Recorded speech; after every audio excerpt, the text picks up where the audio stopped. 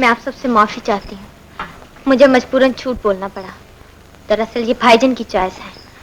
भाईजान को हॉस्पिटल के मुआयने के लिए किसी गांव जाना पड़ा।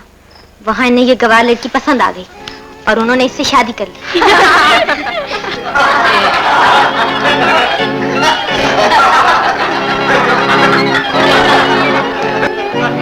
खातिनो हजरात, आप लोग बड़ी देर से कह कहे लगा रहे हैं और मैं बड़े सब्र से सुन रहा हूं। मुझे आपके हंसने पर एतराज नहीं है, इसलिए कि हंसना तो हर इंसान का फितरी हक है। लेकिन मेरी बेगम की सादगी और मासूमियत पर हंसकर आपने उस हक का नाजायज इस्तेमाल किया है। आपको हंसी है तो अपनी इस सहेली पर हंसिए जिसकी झूठी आन की खातिर मेरी बेगम ने यह बहरूप बदला है। शाह मजाक उड़ाइए, इसलिए कि आपका मजाक मेरे लिए या मेरी बेगम के लिए निदामत का बायस नहीं बन सकता।